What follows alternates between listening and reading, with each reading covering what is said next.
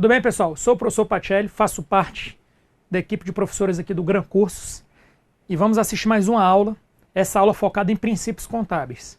Então, normalmente essa aula, ela não deveria ser cobrada em prova, para concurso, digamos assim, porque ela trata de princípios contábeis, certo? Mas se ela for cobrada, como já foi cobrada em 2018, certo? 2019, não vi nenhuma prova que cobrou princípios.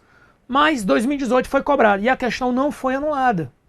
Então, quando cai uma questão sobre princípios, ninguém vai conseguir anular. E aí, por que as pessoas geralmente não estudam? Porque as pessoas partem da seguinte premissa: olha, os princípios contábeis estavam na resolução 750 do Conselho Federal de Contabilidade. Essa resolução de 1993 foi revogada formalmente em 2016. Pronto, isso é o que o pessoal vai pensar. E é o que boa parte dos professores pensam também. Só que aí o que é que eu trago para você pensar, refletir, e aí depois a gente entra na aula? Que quando a gente fala de princípios, o princípio ele está atrelado à disciplina independente da forma. O princípio ele tem a ver com a ciência, e contabilidade, seja pública, seja societária, é uma ciência social aplicada. E uma ciência social aplicada não pode sobreviver, não pode avançar se ela não tem princípios. Então, os princípios, a meu ver, eles permanecem existindo. Só que aí tem um detalhe. Como a resolução 750 foi revogada, se alguém descumpre um princípio, um contabilista, um contador, ele não está sujeito a penalidades por descumprir certo princípio e não está sujeito a sanções do Código de Ética Profissional do Contador, que era o que acontecia antes. Como não tem mais normas sobre isso, o princípio realmente agora ficou mais relacionado à parte da ciência. Se for cobrado na prova, não adianta, a questão não será anulada. Então, por isso mesmo que a gente fez questão de passar esse conteúdo para você atualizado, para você saber se posicionar nas provas e, o mais importante, acertar as questões. Então, vamos lá. Então, inicialmente, você viu que eu trago aqui uma figura. Os princípios iniciais começaram em 1993. Em 2007, foram inseridos os princípios na perspectiva do setor público. E aí, em 2016, meu amigo, revogou foi tudo. Revogar tudo, como eu falei agora há pouco, não quer dizer que não vale mais e não pode cair em prova. É o que eu te falo. De 2016 para cá, sem brincadeira, vários editais. Não foi um, não foi 5, não foi 10. Pelo menos 100 editais, 100, mais de 100 editais, cobraram no seu conteúdo princípios. E mais de, por exemplo, aí, questões de 2016 para cá, de princípios, você acha tranquilo, umas 30, 40 questões. Nenhuma dessas questões foi anulada. E aí? E aí você tem que estudar para não ter que brigar com a banca. Beleza? E aí avançando. Vamos começar com os dois primeiros princípios. Princípio da entidade e princípio da continuidade. O que é que diz o princípio da entidade? O princípio da entidade se afirma para o ente público pela autonomia e responsabilização do patrimônio a ele pertencente. A autonomia patrimonial tem origem na destinação social do patrimônio e a responsabilização pela obrigatoriedade na prestação de contas pelo agente público. Então, o patrimônio tem a ver com a destinação social e os agentes públicos, eles devem prestar contas. Vamos lá. Continuidade. No âmbito da entidade pública, a continuidade está vinculada ao estrito cumprimento da destinação social do seu patrimônio. Ou seja, a continuidade da entidade se dá enquanto perdurar a sua finalidade. E aí eu trouxe algumas questõezinhas aqui pra gente. Então vamos lá. Com referência aos princípios fundamentais, julgo o item a seguir. No âmbito da entidade pública, a continuidade da entidade se dá enquanto perdurar sua finalidade, vinculada ao estrito cumprimento da destinação social do patrimônio público. Verdadeiro. A autonomia patrimonial tem origem na destinação social do patrimônio e na responsabilização pela obrigatoriedade de prestação de contas dos agentes públicos. Também está verdadeiro. Beleza? Então, duas ok. Agora vamos falar sobre o registro pelo valor original. Certo? O registro pelo valor original, ele diz o seguinte: olha, não existe uma única base de mensuração. A melhor base de mensuração não é o custo histórico. É a base que melhor atender a algum critério. Hoje, esse princípio ele pode ser adaptado, tranquilamente absorvido pelo seguinte: você tem 5 bases de mensuração do ativo e 5 bases de mensuração do passivo. Você vai usar a base que for mais relevante. Então, no curso teórico, aqui do Gran Cursos, o curso teórico comigo, eu explico quando é que você vai usar uma base de mensuração ao invés de outra do ativo e quando é que você vai usar uma base de mensuração do passivo ao invés de outra. Eu não vou explicar isso aqui agora. Eu só quero que você entenda que, dependendo das circunstâncias, uma base vai ter preferência sobre a outra base de mensuração. Isso está explicado lá na parte teórica. O que eu quero dizer é que o princípio pelo registro do valor original não quer dizer que você vai registrar pelo custo histórico. Quer dizer que você vai adotar o valor original. Quem é o valor original?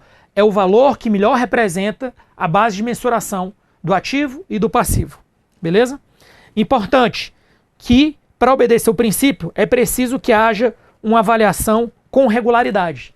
Lembrando que, na aula que a gente trata sobre reavaliação, a gente estabelece que os ativos e passivos devem ser reavaliados, mas principalmente os ativos, que é onde a coisa pega mais forte, eles devem ser reavaliados a cada entre 3 e 5 anos, a não ser que tenha algum efeito significativo, certo? Num prazo menor do que 3 e 5 anos. Mas se você faz entre 3 e 5 anos nessa janela, você está atendendo a norma, o MCASP.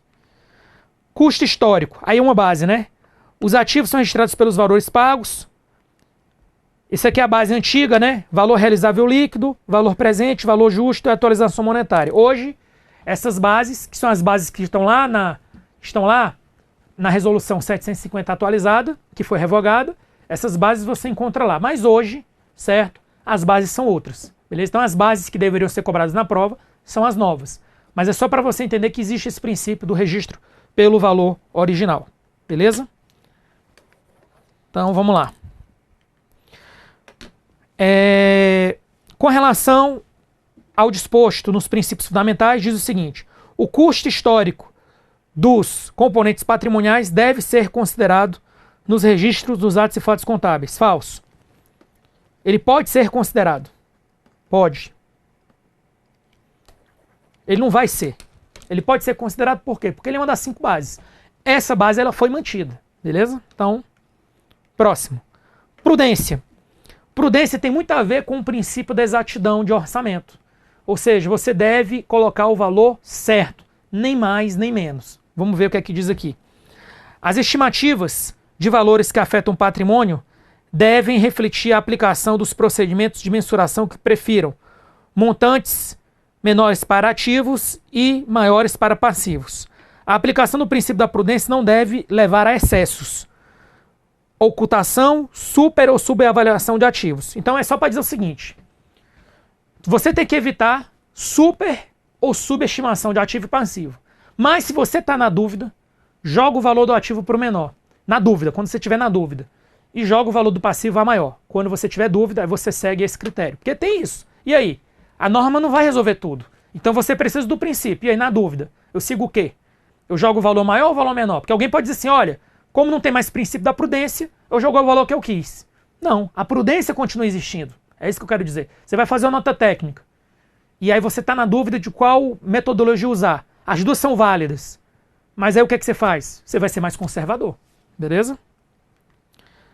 Sempre que apresentarem alternativas igualmente válidas para a quantificação das mutações patrimoniais que alterem um patrimônio, as empresas deverão adotar o menor valor para os componentes do ativo e o maior para os do passivo. Verdadeiríssimo. Oportunidade. O princípio da oportunidade é base indispensável à integridade e à fidelidade dos registros dos atos e fatos. Então você vai ver que o princípio da oportunidade ele tem a ver com tempestividade e tem a ver com representação fidedigna, que são duas características da informação contábil, ou seja, sou tempestivo e faço a representação fidedigna. Então ele fala assim, ó, integridade e fidelidade, que afetam ou possam afetar o patrimônio. A integridade e a fidedignidade dizem respeito à necessidade de as variações serem reconhecidas em sua totalidade, independente do cumprimento das formalidades legais, visando o completo atendimento da essência sobre a forma. Ou seja, quem é que não estuda contabilidade e aprende que a essência prevalece sobre a forma? E aí você diz, mas o princípio não vale mais. Quem disse isso? O princípio foi revogado numa norma, mas o princípio é o princípio. O princípio está dentro da ciência. Então é o princípio da oportunidade que diz isso, que a essência deve prevalecer sobre a forma. É importante destacar que para atender o princípio da oportunidade, a contabilidade não pode se restringir ao registro dos fatos decorrentes da execução orçamentária, devendo registrar tempestivamente todos os fatos que promovam alteração no patrimônio. Então, por exemplo, às vezes eu ainda não registrei no patrimônio, mas por algum motivo, exemplo, e tem questões que já cobraram isso, o contrato perdeu a vigência. Eu tomei a decisão, em função de um poder maior, preservar vidas, manter o contrato de boca, que eu sei que não pode, mas eu fiz isso, para preservar vidas, durante 2 meses, enquanto o novo contrato era feito. Você vai registrar aqueles 2 meses na contabilidade, pelo princípio da oportunidade. Você não pode deixar de registrar, porque isso aí não é legal, é irregular. Não, você registra independente se é legal ou irregular, tá bom? Primeiro registra, depois apura. E aí vamos lá. Assinale a alternativa que preenche corretamente a lacuna do parágrafo abaixo a respeito dos princípios fundamentais de contabilidade aplicados ao setor público. É importante destacar que, para atender o princípio a contabilidade não pode se restringir ao registro dos fatos decorrentes da execução orçamentária. Como a gente acabou de ver, oportunidade, C de casa. Competência. Competência, pessoal, tem a ver com registrar na hora que o fato gerador ocorre. E aí eu digo mais, o princípio da competência, ele está totalmente dentro do plano de contas, quando a gente fala sobre as classes 1, 2, 3 e 4. Ele está totalmente ali dentro. Então, não tem essa história, o princípio da competência foi revogado, não se aplica mais. Cuidado, ele pode ser cobrado, certo? E aí o que é que diz o princípio da competência? O princípio da competência aplica-se integralmente ao setor público. Os atos e fatos que afetam o patrimônio público devem ser realizados contabilizados por competência, e seus efeitos evidenciados nas demonstrações contábeis do exercício financeiro com o qual se relacionam, complementamente ao registro orçamentário das receitas e despesas públicas. Ou seja, você registra o fato gerador e depois verifica o impacto ou não complementar sobre a parte da execução orçamentária. Beleza?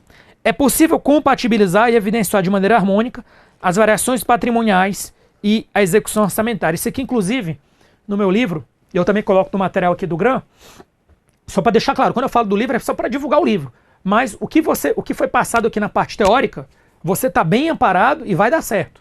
Entendeu? Mas eu tenho um livro, então por isso que eu quero divulgar.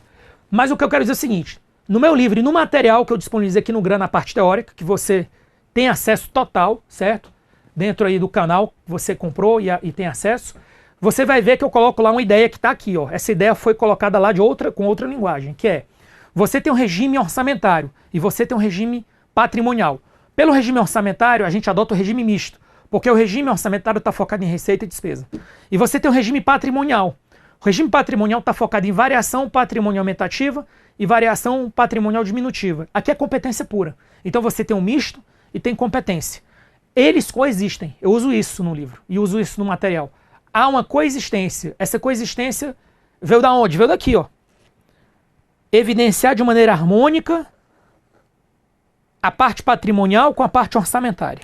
É isso. Os atos e fatos que afetem o patrimônio público devem ser contabilizados pelo regime misto e os seus efeitos devem ser evidenciados nas demonstrações contábeis, observando-se o princípio da anualidade complementamente ao registro patrimonial das receitas e despesas públicas. Ora, eles devem ser contabilizados pelo regime de competência. Primeiro, que aqui é a competência. E os seus efeitos devem ser evidenciados nas demonstrações contábeis, observando o princípio da competência.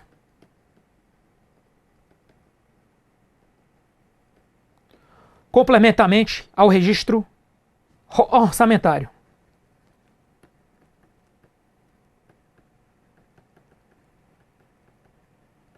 Ou seja, eu tenho que contabilizar pelo regime de competência com base no princípio da competência. E complementamente eu faço o registro orçamentário. É isso.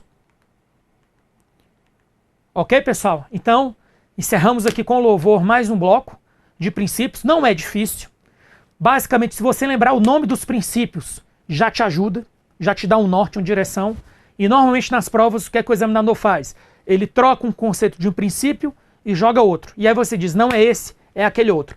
Não passa disso. Geralmente fica aí. Ou ele vem com um conceito e já está certo, ou ele pega um conceito de um princípio e joga no outro. Esse era o meu recado. Fiquem com Deus e até a próxima.